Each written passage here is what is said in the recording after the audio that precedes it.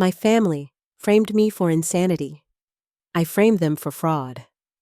They say you should never sign a legal document without reading it, but they never tell you what to do when the notary is an undercover cop waiting for your signal. My son and his wife thought this was the final move in their plan to have me declared incompetent and steal my home. They had no idea it was the first move in mine to send them to prison.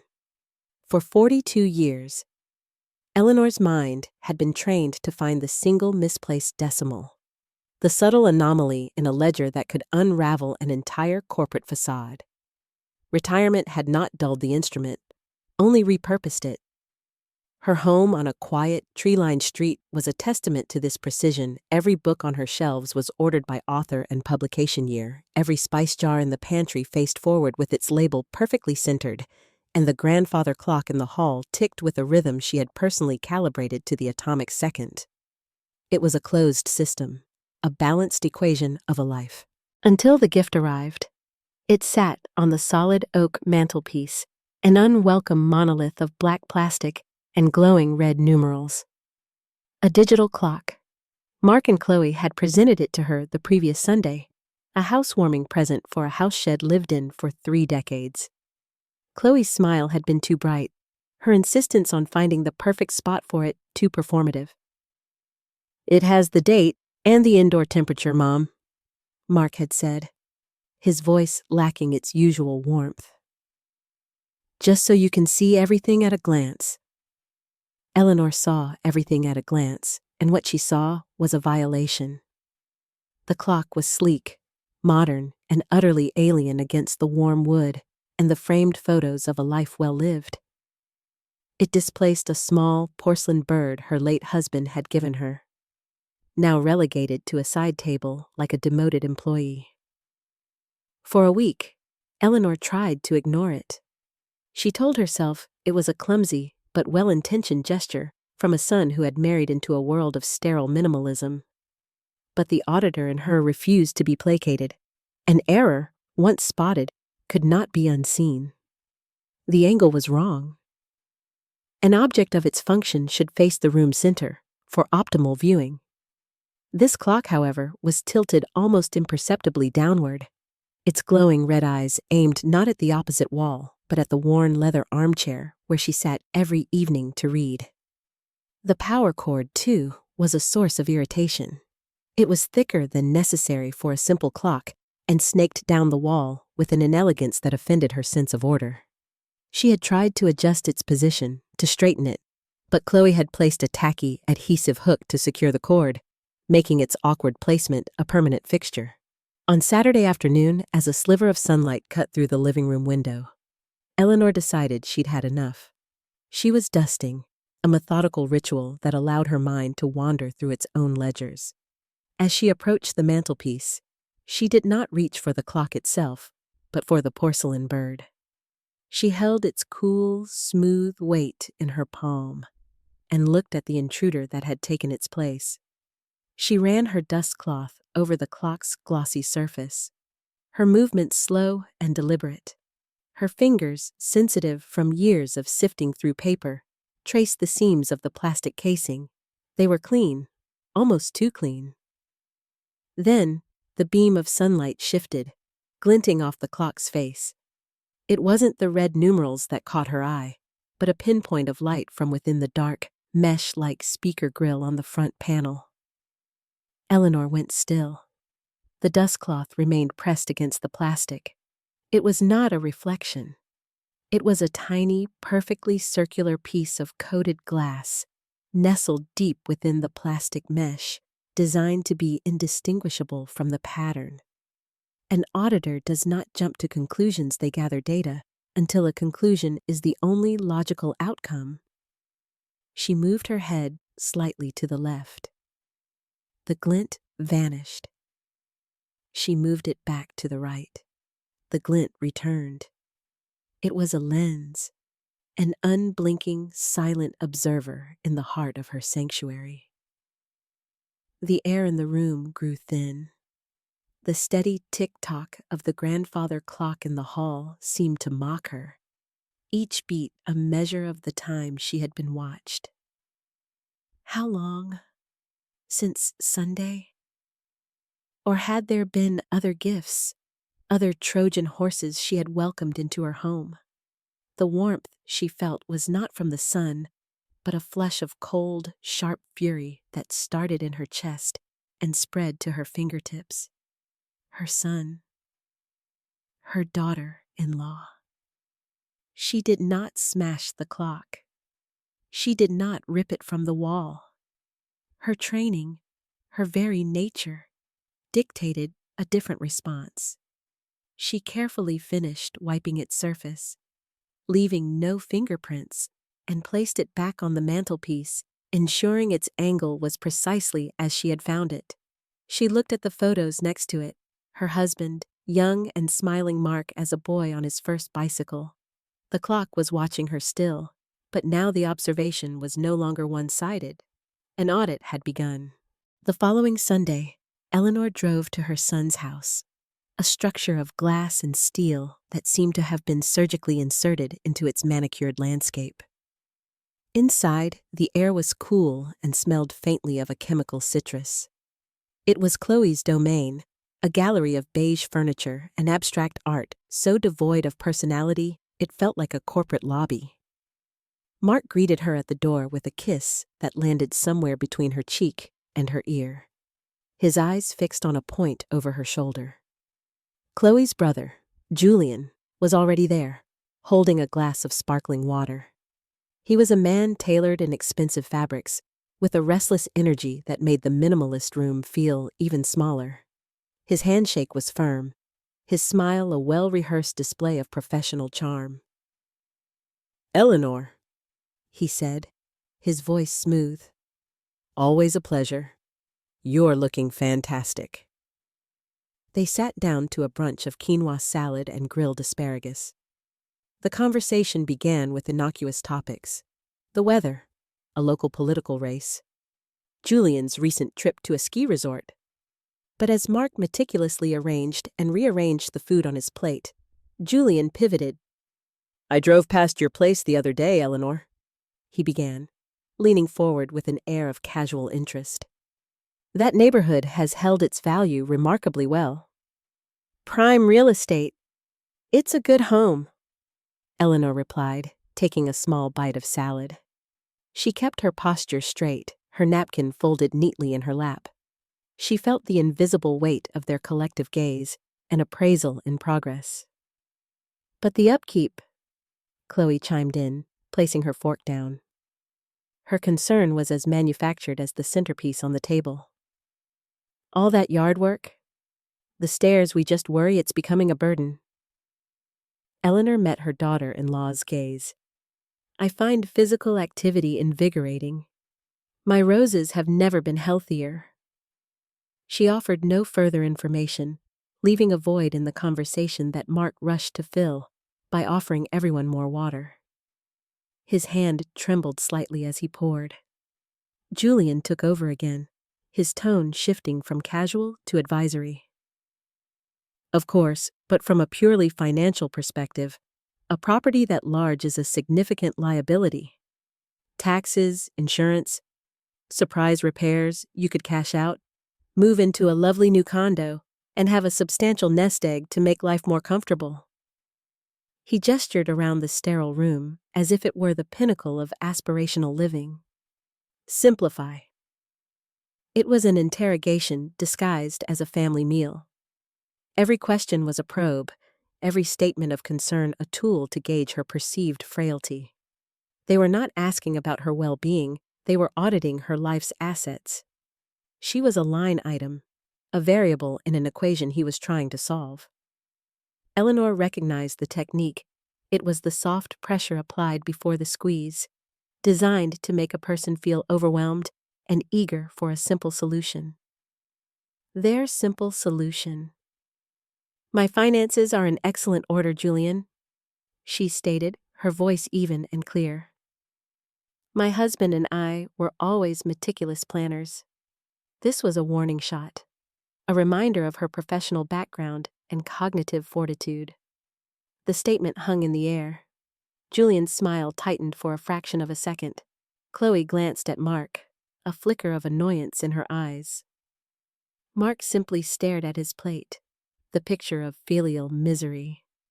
He was a weak link, Eleanor realized, but one currently bound by loyalties she could no longer comprehend. The meal concluded with a strained silence. As Eleanor stood to leave, Chloe hugged her, a brittle, fleshless gesture. "We just want what's best for you," she whispered. Driving home, Eleanor's hands were steady on the wheel. They had revealed their strategy. They believed her to be a fading asset, a problem to be managed and liquidated. The predatory brunch had not yielded the data they sought, but it had given Eleanor everything she needed: a confirmation of their motives and a clear view of the battlefield ahead. On Tuesday afternoon, Sophia knocked on Eleanor's back door, a laptop tucked under her arm. She was the 17-year-old from next door, a girl with purple streaks in her dark hair and a mind that moved at the speed of light. For the past year, she had been Eleanor's paid, on-call tech support, patiently explaining the mysteries of software updates and cloud storage in exchange for $20 an hour and a plate of homemade cookies. "Everything okay, Mrs. Keane?" Sophia asked, stepping into the kitchen. "Your printer's not acting up again, is it?" "The printer is behaving, Sophia. Thank you for coming on such short notice," Eleanor said, gesturing toward the kitchen table. "I was hoping you could look at my Wi-Fi. It seems a bit sluggish today." It was a pretext, but a plausible one. Sophia set her laptop on the table and powered it on. Her fingers flew across the keyboard, opening diagnostic windows filled with lines of code that were as opaque as a foreign language to most, but as clear as a novel to her. She scanned the available networks, her brow furrowing slightly. "Okay, so here's your network. EK home signal strength looks fine," she murmured, more to herself than to Eleanor. "But that's weird." "What is it?" Eleanor asked, her voice calm, though her attention was laser-focused. Sophia pointed to a line on the screen. "This one. Nightingale Nest. It's an open network, no password. The signal is incredibly strong, like it's originating from right inside this house, but it's not coming from your router." Eleanor looked at the name. Nightingale Nest. The name was poetic and sinister, conjuring images of a hidden watcher, a bird in the eaves. "I've never seen that before. Is it a problem?" "An unsecured network is always a risk," Sophia explained, her focus still on the screen. "But this is different. It's broadcasting on a weird channel, almost like it's trying to hide. Most devices are set up to be simple. This one is intentionally configured to be discreet." She stood up, holding her laptop. "Let me just check something." Eleanor watched as the teenager walked slowly from the kitchen into the living room, her eyes glued to the signal strength meter on her screen. The bar graph fluctuated, dipping as she moved toward the front door, then climbing steadily as she turned toward the fireplace. "Whoa," Sophia said softly, stopping directly in front of the mantelpiece. She held the laptop up, pointing it at the new digital clock. The signal strength for Nightingale Nest was at maximum. "It's coming from here." Or something right next to it. Eleanor felt a cold certainty settle in her stomach. Her initial suspicion, born from a glint of light, now had a name and a signal. It was broadcasting its presence. "I've had a few new electronics recently," Eleanor said, her tone deliberately casual. She picked up the porcelain bird from the side table. "My son and his wife gave me that clock, and a new digital photo frame for the hallway." Sophia's eyes widened with understanding. She moved into the hallway, toward the small table where the photo frames cycled through images of Mark's family. She held up her laptop. "Signal's strong here, too. Not as strong as the clock, but it's definitely another access point." She looked at Eleanor, the professional tech support demeanor replaced by genuine concern. "Mrs. Keane, these devices, they're not just a clock and a picture frame. They're running their own private, hidden Wi-Fi network inside your house. There's no legitimate reason for them to do that. Eleanor nodded slowly, her gaze fixed on the glowing red numerals of the clock. The invisible web she had sensed had now been mapped. It was no longer a feeling, but a fact, displayed in the stark clinical language of a signal strength meter. Her paranoia was not paranoia at all. It was an accurate assessment of a hostile environment. "Thank you, Sophia," Eleanor said, her voice betraying nothing of the icy resolve hardening within her. "That clarifies things perfectly." "This is no longer a simple tech support issue, Sophia," Eleanor said the next afternoon, her hands folded on the kitchen table. The plate of cookies sat untouched between them. "What I'm about to ask of you goes beyond that. It involves investigating that hidden network. I need to know what it's for, where the data is going, and who is accessing it. I will pay you double your usual rate, but I must also be clear, this is a private investigation." "You can say no." Sophia looked from Eleanor's steady gaze to the laptop on the table. The curiosity and concern from the previous day had solidified into a protective loyalty. "They're spying on you, aren't they?" she asked, her voice quiet. "The clock, the frame their cameras. That is the hypothesis I am currently auditing," Eleanor replied, her language precise. "I need verifiable data before I can reach a conclusion." For the next hour, the kitchen transformed into a digital forensics lab. Eleanor, armed with a legal pad and a pen, directed the inquiry with the same methodical rigor she once applied to a corporate balance sheet. First, map the network topology. What devices are connected? What are their IP addresses? Second, attempt to access the device interfaces. Manufacturers often use default administrative passwords. It's the digital equivalent of leaving a key under the mat. Sophia's fingers danced across the keys, her expression a mixture of concentration and awe at Eleanor's systematic approach. She isolated the clock as the network's primary node. As Eleanor predicted, the manufacturer's default password, admin1234, had not been changed. With a few clicks, Sophia was looking at the device's back-end interface. It was a file directory, stark and utilitarian. Inside were hundreds of video files, neatly labeled with dates and timestamps. The oldest was from the Sunday the clock was installed. They had been recording her for 10 days. Sophia opened one file at random. It was footage of Eleanor in her living room, reading in her armchair, the camera's perspective matching the downward angle of the clock on the mantelpiece. The audio was crisp enough to capture the rustle of a turning page and the distant chime of the grandfather clock. "They're high definition," Sophia whispered, horrified. "Audio and video." Eleanor felt a wave of violations so profound it was almost dizzying, but her face remained a mask of calm professionalism. "Check the file transfer logs. Is the data being stored locally, or is it being uploaded?" Sophia navigated to another tab. "It's streaming. To a cloud storage account. There's a log of all successful uploads. Now we look for anomalies," Eleanor instructed, her voice sharp. "Cross-reference the video timestamps with my known schedule. Were there recordings when I was out of the house? Look for file types that aren't video, audio-only files, text documents, anything that doesn't fit the pattern." For 20 minutes, they sifted through the data. Then Sophia stopped. "Here, there's an audio file, an MP3.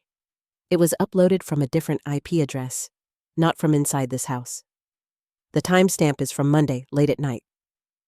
"Play it," Eleanor commanded. Sophia clicked the file. A moment of static, and then Chloe's voice, clear and cold. "He's getting sentimental. We need to push harder. The footage from this week is good, but it's not enough. Did you see her fumbling for her keys? We can loop that." Then Julian's voice, smooth and confident. "I'll have my guy edit the clips this weekend. We need a clean 2-minute reel of confusion. make her look lost in her own home. The lawyer said a strong visual is more powerful than any doctor's note. By the time we file the petition, the judge will be watching a woman who can't be trusted to turn off a stove. Chloe spoke again. And Mark? Mark will do what he's told, Julian replied dismissively. He needs this deal to go through more than we do. Once he has the conservatorship, he signs the papers. The property is mine, his debt is cleared, and everyone gets what they want. The recording ended. The only sound in the kitchen was the faint hum of the refrigerator. Sophia stared at the screen, her face pale with shock. She looked at the kind woman who always had cookies waiting for her, who had been secretly recorded, judged, and sentenced by her own family. Eleanor sat perfectly still, her pen resting on the legal pad. She had written down 3 words: conservatorship, edited footage, property. The hypothesis was confirmed. The scope of the betrayal was documented. The cold, raw data on the screen was a declaration of war. They made a mistake, Eleanor said, her voice a low hum of focused intensity. She was no longer a grandmother in her sunlit kitchen. She was an auditor on the scent of fraud. They used a commercial cloud service. Commercial services require payment. Payment leaves a trail. Sophia, buoyed by Eleanor's unshakable composure, leaned back toward the keyboard.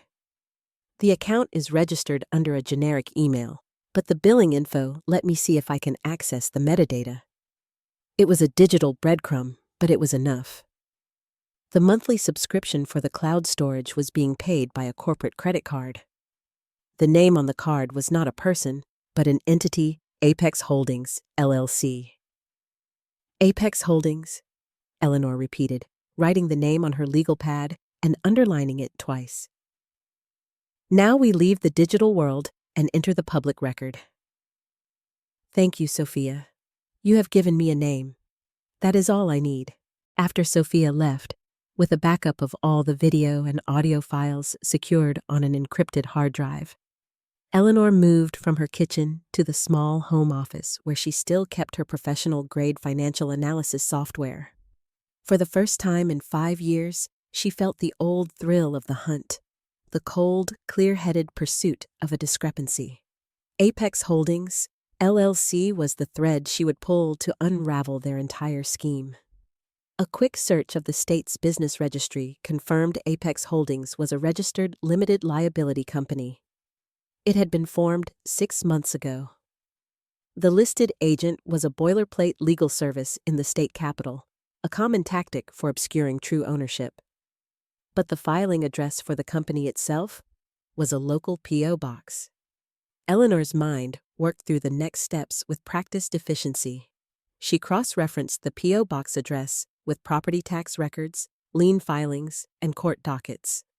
For 2 hours, she built a web of connections, each new piece of data a node in a growing network of deceit. The P.O. box was registered to another company, Ridgeline Development Group. This was not a shell corporation. This was Julian's primary real estate firm. The link was direct and unequivocal. He had used a thinly veiled cutout to pay for the surveillance on his own sister's mother. It was sloppy. It was arrogant. But Eleanor didn't stop there. An auditor knows that a single instance of fraud is rarely isolated. It is usually a symptom of a larger pathology. She began digging into Ridgeline Development's public filings. She found what she was looking for in the county court records: a string of recent lawsuits from unpaid contractors, a multi-million-dollar lien against a stalled commercial property, and 2 notices of default from a major lender. Julian wasn't just greedy, he was desperate. His real estate empire, which he and Chloe projected as a bastion of success, was crumbling. The acquisition of her property was not just a side project, it was a financial lifeline. He needed a high-value, unencumbered asset he could liquidate quickly to cover his massive debts. The pieces clicked into place, forming a picture of predatory financial desperation. This wasn't just about stealing from a family member. It was a frantic attempt to stave off his own ruin. He had conspired with his sister to defraud her own mother, using her husband as a pawn, because he was out of options. The knowledge was grim, but it was also a weapon. She now understood the full scope of their motivation, and in doing so, she understood their greatest vulnerability, their recklessness. Eleanor leaned back in her chair, the screen in front of her glowing with the intricate, damning paper trail she had unearthed in a single afternoon. They thought they were dealing with an old woman.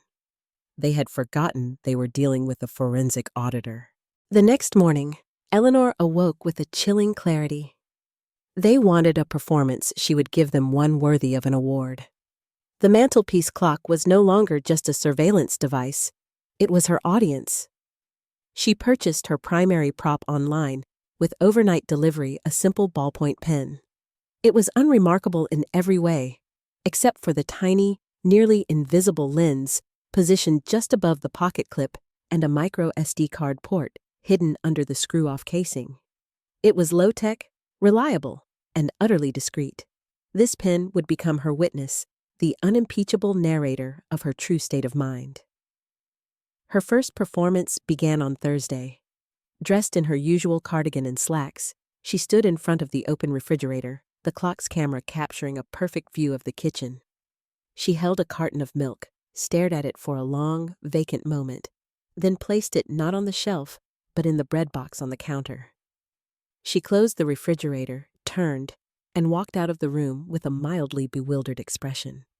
She could almost hear Julian in an editing bay, gleefully clipping the footage. What their camera did not see was the camera pen, clipped to the neckline of her cardigan. Its lens recorded the truth after walking out of their frame. She immediately returned to the bread box, retrieved the milk, and placed it correctly in the refrigerator door. She then held up a copy of that day's newspaper to the pen's lens, the date clearly visible, establishing a timestamp that would directly contradict their fabricated timeline. She became a method actor in the theater of her own home. For their cameras, she would wander into a room and seem to forget why she was there, her face a carefully crafted mask of confusion. For her own camera, she would then immediately sit down and complete the New York Times crossword puzzle in ink, narrating her answers in a low, clear voice. They recorded her struggling to operate the television remote, jabbing at the buttons with apparent frustration. Her pen recorded her 5 minutes later, expertly navigating her laptop's online banking portal to pay her bills, verbally confirming each transaction amount and payee. Each feigned lapse was a piece of bait. Each secretly recorded moment of lucidity was a spring being coiled in the trap. She created 2 parallel narratives. Theirs was a story of a woman in steep decline, a collage of decontextualized moments designed to paint a picture of incompetence. Hers was a meticulous, time-stamped log of a sharp and capable mind, a counterledger that would expose their narrative as a deliberate and malicious fabrication. This dual existence was emotionally taxing. The act of pretending to be the feeble woman they wanted her to be was a profound violation of her own identity. There were moments, late at night, when the weight of her son's betrayal felt like a physical pressure on her chest. But the auditor in her, the part of her that thrived on order and truth, would always reassert control. This was not about suffering, it was about evidence, and she was building an airtight case, one performance at a time. A week later, Chloe arrived unannounced. She carried a leather portfolio and an expression of cloying solicitude. Mark was not with her. This was a task for the more ruthless of the pair. She found Eleanor in the living room, sitting in her armchair directly in the sightline of the mantelpiece clock. "Hi, Eleanor," Chloe said, her voice a pitch too high. "I was just passing by. Julian's accountant sent over some tax forms for you to look at. Just some routine filings to help streamline your estate." She placed a sheaf of papers on the coffee table. Eleanor picked them up, her movements deliberately slow, as if her hands were stiff. The camera pen was clipped to her pocket, its lens recording everything. She scanned the first page, her eyes gliding over the dense legal text. It took her less than 5 seconds to identify the document for what it was: a durable power of attorney, granting Mark sweeping, unconditional authority over her finances, her property, and her medical decisions. It was the legal key to the kingdom they intended to plunder. "Oh my," Eleanor said, affecting a tone of weary confusion. "This all looks so complicated, all this fine print." She let the papers fall into her lap, a perfect picture of an overwhelmed senior. "I don't know. It's just a formality," Chloe pressed, her smile unwavering. "It allows Mark to help you with the bills, to talk to the bank for you if you're not feeling up to it. It's a safety net. You can just sign right here." She pointed to the signature line with a manicured finger. This was the moment. They were moving from surveillance to action. Eleanor looked from the document to Chloe's eager face. This was where they expected her to either sign in a fog of confusion or refuse out of stubbornness, giving them more footage of an uncooperative, difficult elder. She would do neither. "A safety net," Eleanor repeated thoughtfully. "That sounds sensible. But for something this important, shouldn't it be official? My late husband always said legal papers should be notarized. At the bank. They have notaries there, don't they?" Chloe's smile faltered for a beat. This was an unexpected complication, a deviation from the script.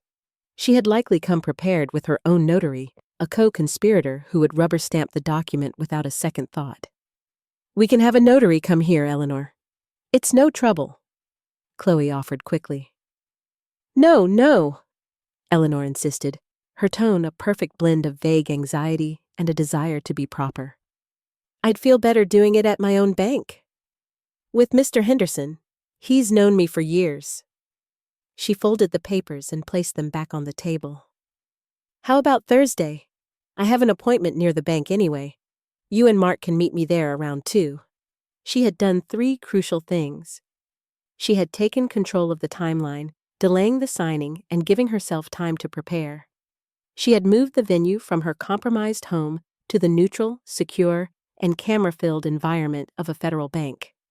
Most importantly, she had invoked a specific trusted third party, her longtime bank manager, forcing them to either proceed with her plan or reveal their reluctance to have the document scrutinized by an impartial professional. Chloe was cornered. To refuse would be to admit the document was not what it seemed. She had no choice but to agree. "Of course, Eleanor. Whatever makes you most comfortable. Thursday at 2 it is." As Chloe walked out the front door, her triumphant demeanor had been replaced by a subtle tension in her shoulders. The trap had been baited. Now, it was time to bring in the professionals to help her spring it. The moment Chloe's car disappeared down the street, Eleanor went to her office and made a call. She did not dial 911. She did not call a friend. She called in a professional marker, a debt of mentorship owed for 15 years. David Chen answered on the second ring. He was now a partner at a prestigious downtown firm, a man whose expert testimony could sway multi-million-dollar fraud cases. But when he first started, he was a brilliant but green junior accountant whom Eleanor had taken under her wing, teaching him how to read the subtle language of a doctored ledger. "Eleanor," he said, his voice warm with surprise and respect. "It's been too long. How are you?" "I have a situation, David," Eleanor said, foregoing pleasantries. "It's a matter of forensic analysis. I need an hour of your time. My office, tomorrow morning." David arrived at her home at 9 o'clock sharp, his professional curiosity piqued by the urgency in his former mentor's voice. Eleanor had the encrypted hard drive, the printouts of Julian's corporate filings, and the power of attorney document laid out on her dining room table with the precision of a military briefing. She started not with the videos, but with the paper trail. She walked him through the Shell Corporation, the defaulted loans, the clear financial motive. David listened, his expression shifting from polite interest to focused intensity. This was the language he understood, the cold, hard logic of numbers. Then she played the audio file. She watched as David's face hardened, the professional detachment giving way to a visceral, personal anger as he heard the plot to manipulate evidence and defraud his mentor. Finally, she showed him the split-screen comparison she and Sophia had prepared, a clip of her feigning confusion, juxtaposed with the time-stamped footage from her camera pen of her completing a complex Sudoku puzzle moments later. When it was all over, David sat back, silent for a long moment. He looked at the woman who had taught him that every number tells a story. "This is not just fraud, Eleanor," he said, his voice tight with controlled fury. "This is a criminal conspiracy. Illegal surveillance, forgery, attempted elder abuse. They have built a cage for you out of lies. And they have scheduled an appointment for me to walk into it on Thursday," Eleanor said calmly, "at my bank. They believe I am bringing a pen. I intend to bring a legal team." David nodded, his mind already shifting from analysis to action. "You don't just need an accountant, you need a shark. And I know exactly who to call." He pulled out his phone. "Her name is Maria Flores. She's a former state prosecutor who now runs her own firm specializing in complex fraud, particularly elder exploitation. She doesn't just win cases, she dismantles them. She will see this not as a family dispute, but as a racketeering case." 2 hours later, Maria Flores sat at the same dining room table. She was a woman in her 40s with sharp, intelligent eyes that missed nothing and a presence that radiated absolute confidence. She listened to the entire story without interruption, her gaze fixed on Eleanor. She reviewed the documents, watched the video evidence, and absorbed the intricate details of the conspiracy. When Eleanor finished, Maria looked at her, a glimmer of profound respect in her eyes. "Most victims of this kind of scheme come to me after the fact, when the money is gone and the damage is done. You, Mrs. Keane, have come to me with a fully prosecuted case file. You've not only identified the crime, you've preserved the evidence, established motive, and engineered a controlled environment for the final criminal act." She tapped the power of attorney document. "This is their fatal error. Asking you to sign this in a bank is the amateur move of a desperate man. We're not going to stop them on Thursday. We're going to let them walk right into a federal crime on camera in a building full of witnesses." A professional team was now in place. The auditor, the accountant, and the attorney. The balance of power had shifted. While Maria Flores began drafting legal strategies and David Chin compiled a formal financial workup of Julian's failing business, Eleanor tasked Sophia with one final, crucial piece of reconnaissance. "They have the raw footage," Eleanor explained over the phone, "but Julian mentioned having it edited. That edited version is the weapon they intend to use in court. It likely exists on that same cloud server. Find it." It was a more complex challenge. Accessing the raw files through the camera's weak security was one thing, penetrating the password-protected cloud account where the finished product was stored was another. But Sophia, armed with the corporate credit card information and billing address Eleanor had uncovered, had an entry point. Posing as a disgruntled employee from Apex Holdings, she engaged the cloud provider's customer service, weaving a convincing tale about a forgotten password and a desperate need to access critical project files. It was a masterful piece of social engineering, and it worked.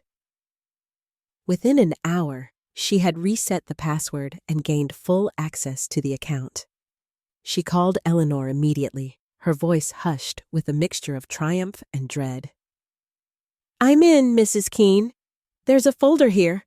It's labeled Project Nightingale." Inside the folder was the master file for their conspiracy. It contained a dozen short video clips, each expertly edited.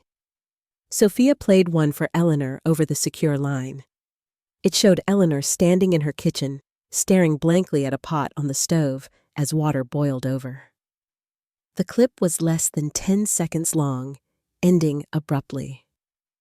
"I remember that day," Eleanor said calmly. The phone rang just as the water started to boil. I turned the burner off and went to answer it. They edited out both the phone ringing and me turning off the stove. It was a perfect, malicious little piece of propaganda.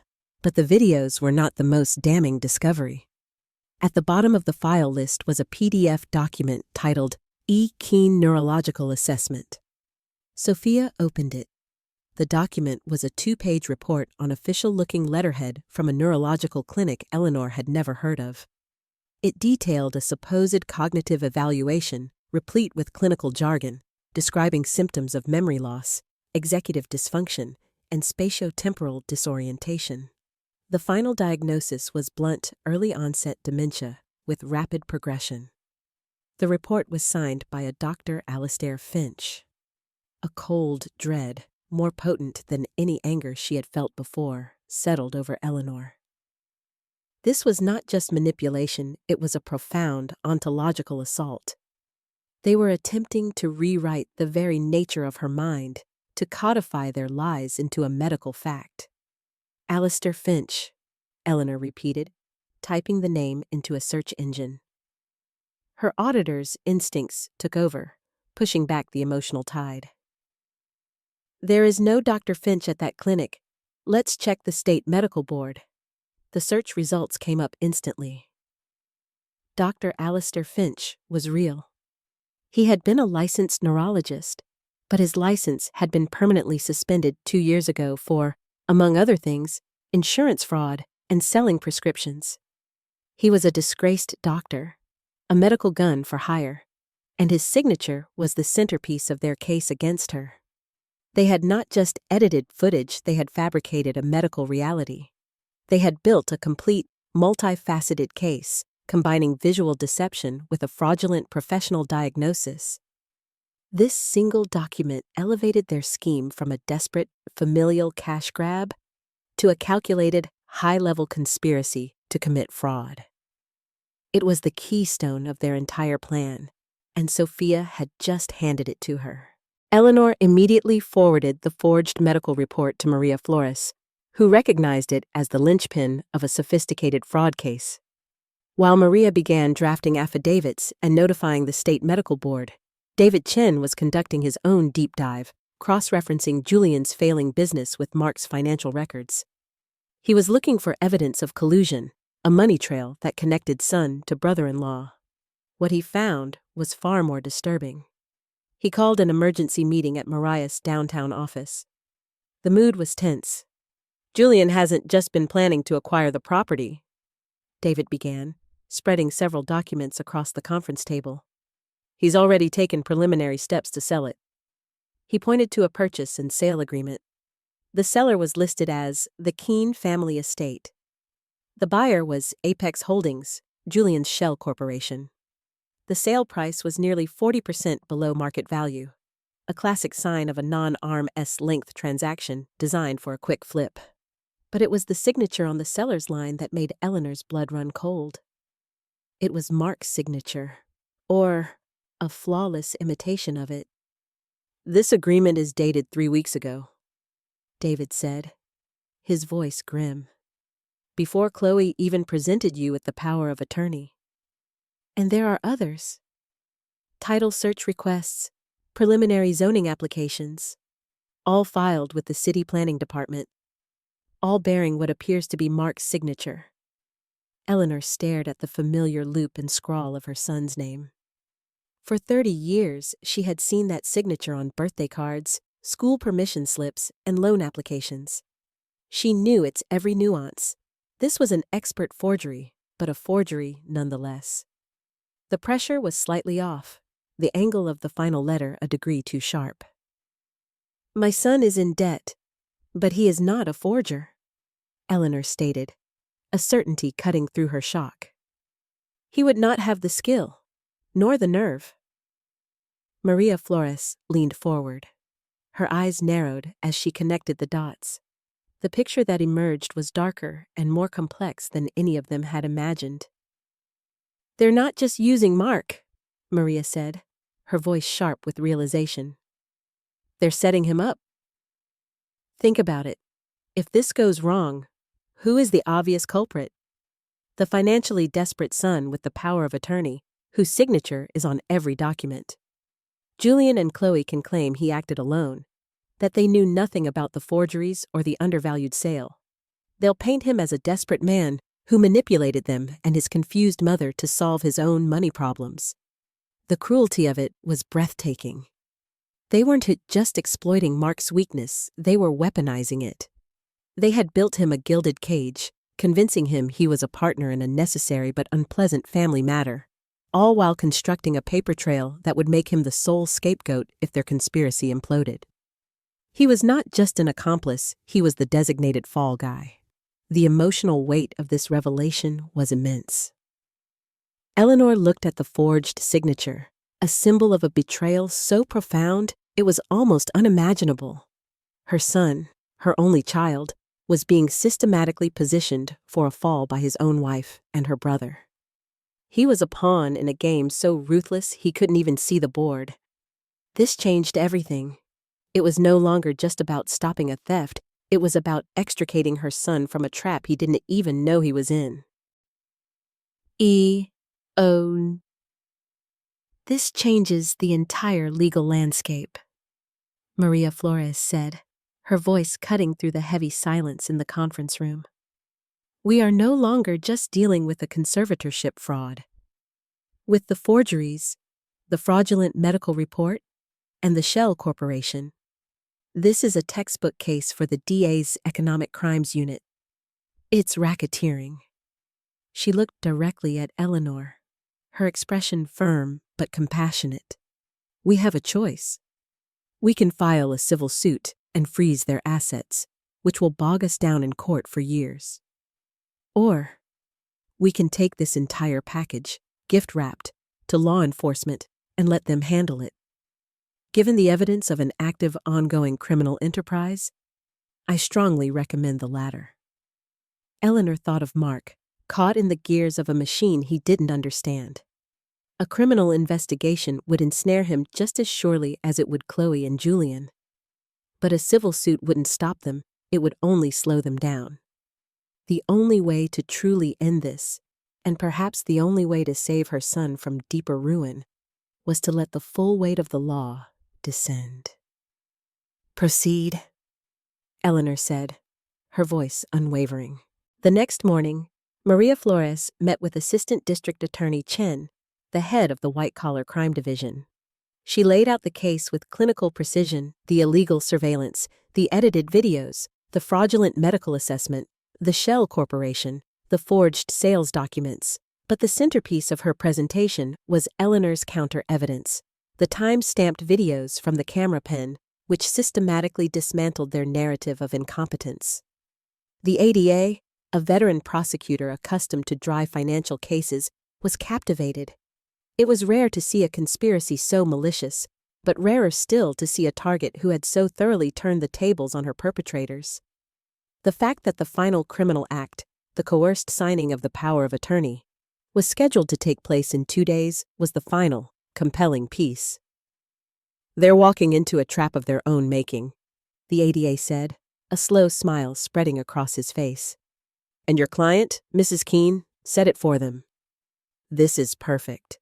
We're not just going to prosecute this, we're going to catch them in the act. The plan came together with startling speed. The DA's office, working with the city police department, agreed to orchestrate a sting operation. The bank was brought into the loop, and the manager, Mr. Henderson, readily agreed to cooperate. The signing would proceed exactly as Eleanor had proposed, but with a few crucial changes to the cast and setting. The meeting would be moved from the main floor to a private conference room, ostensibly for privacy. This room would be outfitted with police-operated audio and video surveillance. The notary would not be a bank employee, but an undercover detective from the Economic Crimes Unit, an expert in coaxing incriminating statements from suspects. Plainclothes officers would be positioned throughout the bank lobby, and a tactical team would be on standby just outside. Eleanor was briefed on her role. She was to continue her performance as a slightly confused, easily suggestible woman. Her primary task was to get Chloe and Julian to verbally confirm the purpose and scope of the document on the official recording, to state clearly that it would grant Mark the power to sell her home. This recorded statement would be the final, irrefutable evidence of their intent. The sting was set. Thursday, at 2 o'clock, would not be the culmination of their plan, but the end of it. On Thursday, Eleanor dressed with care. She chose a simple tweed suit, sensible shoes, and her late husband's watch. She looked every inch the respectable, slightly old-fashioned widow.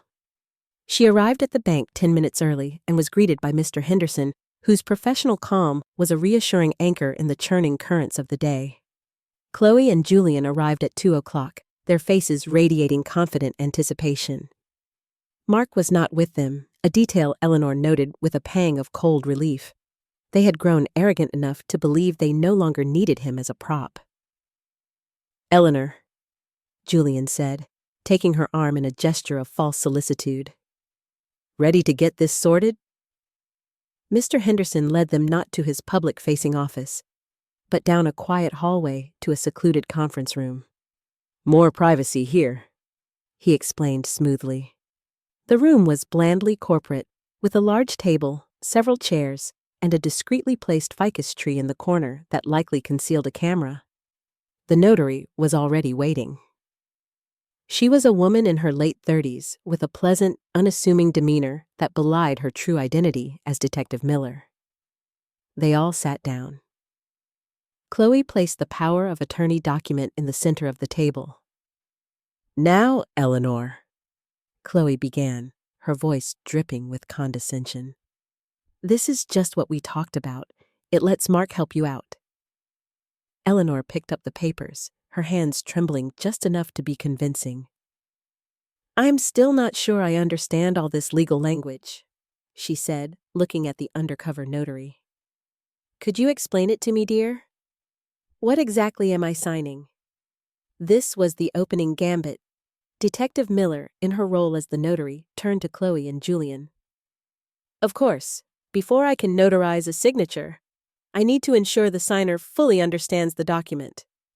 Could you summarize the key provisions for your mother-in-law?" Julian, ever the smooth operator, leaned forward. "It's a standard durable power of attorney, Eleanor. It gives your son, Mark, the authority to act on your behalf in financial and medical matters. It's a safety net, pure and simple." "So, he could what? Pay my electric bill?" Eleanor asked, her voice small. "Exactly," Chloe said, seizing the opportunity to simplify. "He could manage your accounts, make sure everything is taken care of so you don't have to worry." Eleanor looked at the document again, then back at Julian.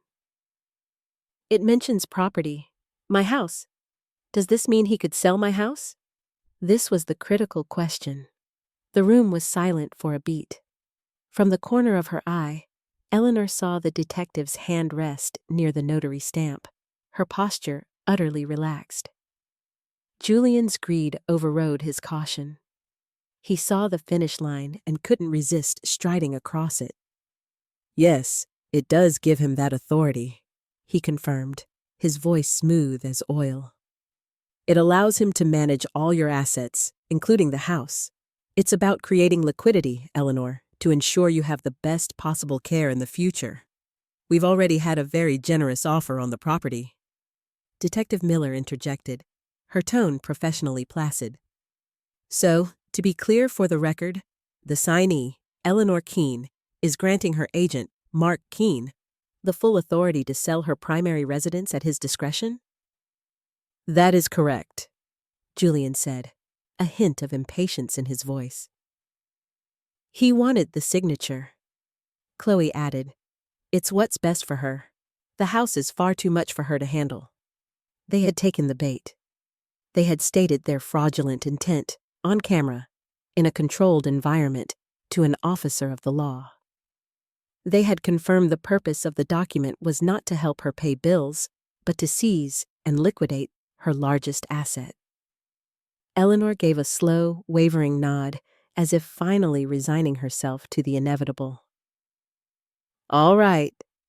If you think it's best," Detective Miller pushed the document toward her. "Please sign on the indicated line, Mrs. Keane." Eleanor picked up the pen. It was not her camera pen, it was a simple bank ballpoint. She looked at Chloe's triumphant smile and Julian's predatory gaze. The weight of the moment was immense, the culmination of weeks of planning and deception. Her heart ached for the son who was not there, the son who had been so thoroughly broken and manipulated by these two people. She lowered the pen to the paper. The nib of the pen made contact with the paper. It was the signal. Before Eleanor could form the first letter of her name, the conference room door swung open. Two men in sharp, dark suits stepped inside. They moved with a quiet, practiced authority that instantly altered the atmosphere in the room. They were not bank employees. "Julian Croft, Chloe Keane," the first detective said, his voice calm and devoid of emotion. "You are both under arrest for conspiracy to commit fraud, illegal surveillance, and attempted grand larceny." Chloe's triumphant smile dissolved into a mask of slack-jawed disbelief. Julian shot to his feet, his face a sudden canvas of rage and confusion. "What is this? Who the hell are you?" "We're the people you should have been worried about," the second detective replied dryly, producing a pair of handcuffs. As hands were cuffed behind backs and Miranda rights were recited in a monotone drone, the scene unfolded like a well-rehearsed play. Detective Miller, no longer a mild-mannered notary, stood and identified herself, her badge now visible on her belt. Mr. Henderson stood by the door, his expression grimly professional. "You can't do this!" Chloe shrieked, her voice cracking. She looked at Eleanor, her eyes wild with betrayal. "She's confused! She doesn't know what she's doing!" Eleanor met her daughter-in-law's gaze. She said nothing. Her face, no longer clouded by feigned bewilderment, was a study in cold, clear composure. In that silent exchange, Chloe understood. This was no accident. This was an execution. As the detectives led them out of the room, a third officer entered and spoke quietly to Detective Miller. The warrant on Croft's office was executed simultaneously. "They've secured everything: computers, servers, hard files, and we picked up the son. He was waiting in the car around the corner." Mark. The news landed like a physical blow.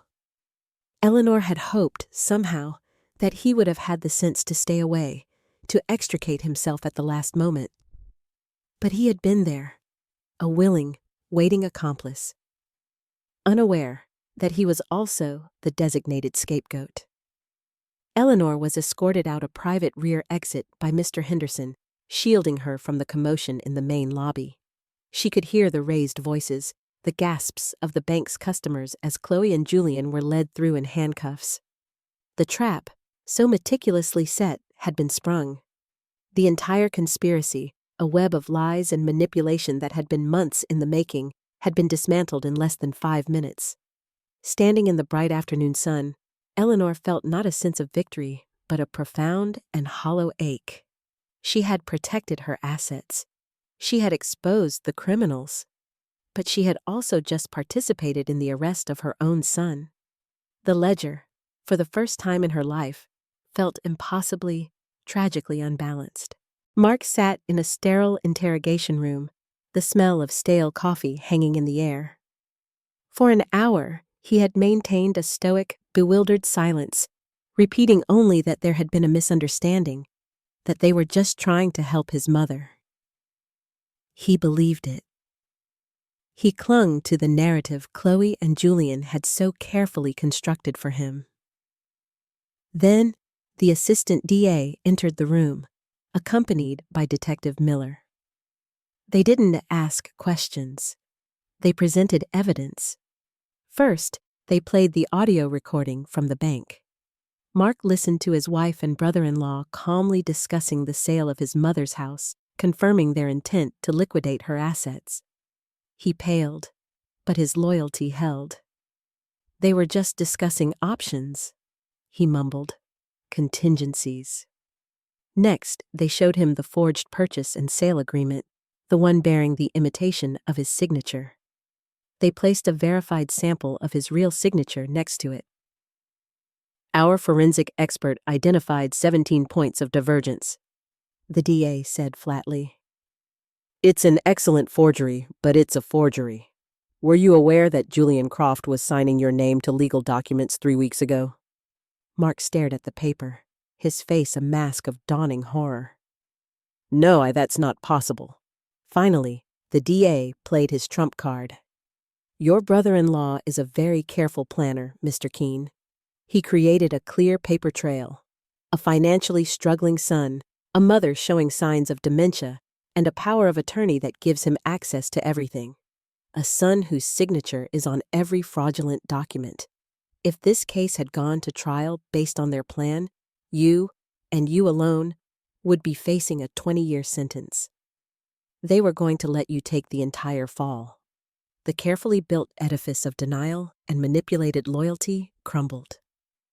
The full scope of the deception hit Mark with the force of a physical impact. He saw it all, the constant whispers from Chloe about his mother's lapses, Julian's generous offers to help with his failing business, the way they had isolated him, feeding him a narrative of familial duty while using him as both a pawn and a shield. He hadn't been a partner, he had been a tool. His composure shattered. He slumped forward, his head in his hands, and a dry, racking sob escaped his lips. The confession that followed was not a trickle, but a flood. He told them everything. He detailed the collapse of his graphic design business, the mounting debts he had hidden from his mother out of shame. He explained how Julian had approached him not as a predator, but as a savior, offering to discreetly cover his losses in exchange for his help in managing Eleanor's estate. He recounted the conversations where Chloe had pointed out every minor instance of his mother's forgetfulness, misplacing her glasses, forgetting a neighbor's name, and framed them as symptoms of a terrifying decline. They made me believe she was in danger, he choked out, the words laced with a grief so profound it was almost palpable. They said she could burn the house down, that she was becoming a danger to herself. They said the conservatorship wasn't about the money. It was about protecting her, about protecting the family. I truly thought I was doing the right thing. I thought I was being a good son.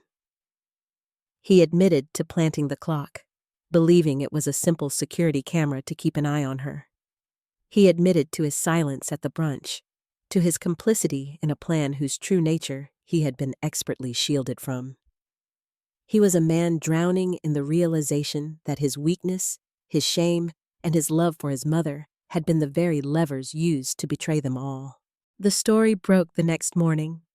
It had all the elements of a media sensation, a wealthy real estate developer, a meticulously planned conspiracy, secret video cameras, and a sharp-witted matriarch who had turned the tables on her own family. News vans camped out at the end of Eleanor's quiet street.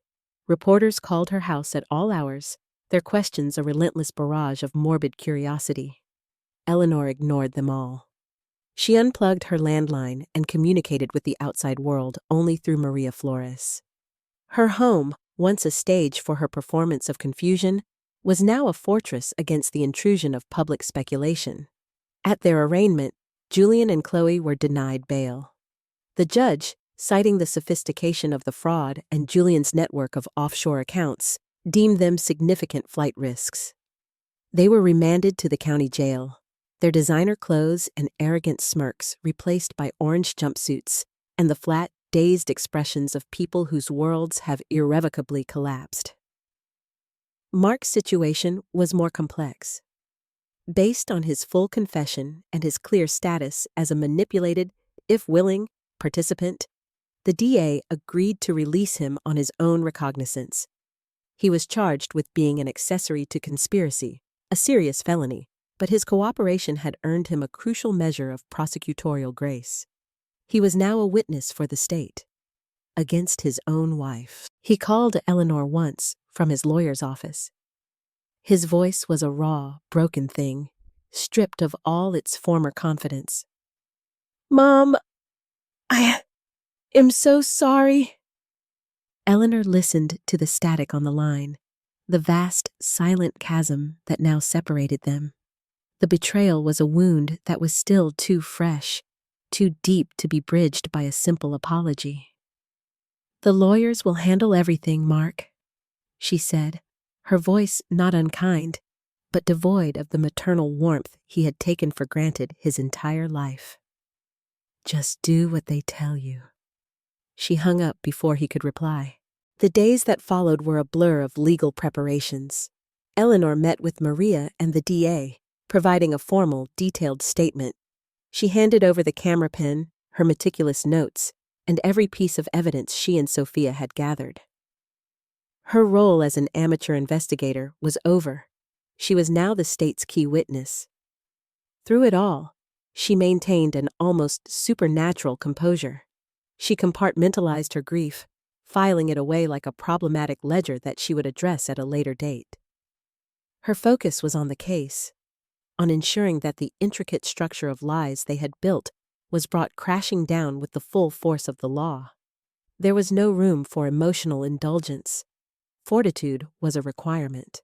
She saw Sophia, paying her a handsome bonus for her invaluable and courageous assistance. The teenager looked at Eleanor with a kind of awe. "You're like a superhero, Mrs. Keane." "No, Sophia," Eleanor corrected her gently. "I'm just an auditor. I balance the books." But late at night, in the quiet of her meticulously ordered house, the silence was a heavy blanket. The clock was gone from the mantelpiece, leaving a pale rectangle on the dusty wood. The porcelain bird was back in its rightful place. But the house felt different, haunted by the knowledge of what had transpired within its walls. The profound sense of violation lingered. And in those quiet moments, the auditor would recede and the mother would emerge, left to grapple with the devastating, irreconcilable truth of her son's betrayal. 6 months later, the legal battles were over. Faced with an insurmountable mountain of evidence, Julian and Chloe accepted plea deals. Julian, as the architect of the conspiracy, received a sentence of 7 to 10 years in state prison. Chloe received 5. Mark, in exchange for his testimony, was sentenced to 3 years of probation and mandatory financial counseling. The cases were closed, the criminals sentenced, the headlines faded. But for Eleanor, the final accounting was still incomplete. She sold the house. The structure that had once been her sanctuary had become a museum of a betrayal too profound to live with. She didn't sell to a developer who would tear it down, but to a young family whose noisy, joyful children reminded her of a time before the ledgers of her life had become so complicated. The sale, conducted at full market value, was finalized on a crisp autumn day. With her future secured, Eleanor's next transaction was one of gratitude and investment. She met Sophia at a small cafe downtown. The teenager, now a high school graduate with a full scholarship to study cybersecurity at a prestigious university, was bright-eyed and full of plans. Eleanor slid a bank check across the table. It was for a significant sum, enough to cover any expenses her scholarship didn't. "This isn't a gift, Sophia," Eleanor said, her voice warm. "It is payment for professional services rendered, but it is also an investment. The world needs more people like you, people who can see the patterns others miss." She had established an educational trust in Sophia's name, a formal recognition of the girl who had been her first and most crucial ally.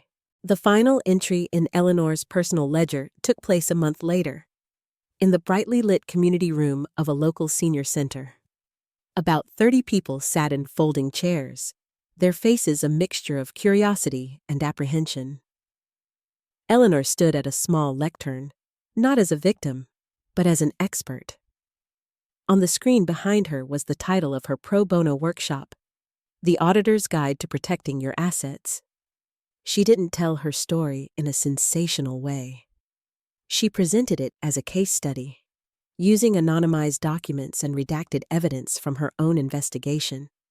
She walked them through the warning signs of financial exploitation, She explained shell corporations, the danger of unnotarized legal documents, the tactics of manipulation disguised as concern. She taught them how to read a financial statement, how to secure their digital accounts, and most importantly, how to recognize the subtle anomalies that often signal a larger fraud. She had taken the darkest chapter of her life and transformed it into a curriculum of empowerment. The pain of the betrayal had not vanished. It was a permanent entry on the balance sheet of her heart, but she had reconciled it. She had balanced the books. In the faces of the people in that room, she saw not just potential victims, but future auditors of their own lives, armed with the knowledge and the fortitude to protect themselves. Her personal battle was over, but her new work had just begun. The most painful ledgers are the ones that track the debts between a parent and a child. Eleanor walked into that bank ready to spring her trap, but the true cost of their conspiracy was tallied in the silence that followed the arrests. In the end, her most important signature wasn't the one that caught them, but the one that closed a chapter of her life and opened another, turning a story of profound betrayal into a lesson in fortitude. We hope Eleanor's story of resilience resonated with you here on my channel. It raises so many difficult questions about family, trust, and desperation. We'd love to hear your thoughts in the comments. Do you believe Mark S. manipulation by Chloe and Julian makes him a victim? Or was his complicity in the plot against his own mother unforgivable? Thank you for joining us, and we'll see you in the next story. Stay tuned to find out what happens when a son, stripped of everything, must one day decide if forgiveness is a debt that can ever truly be repaid.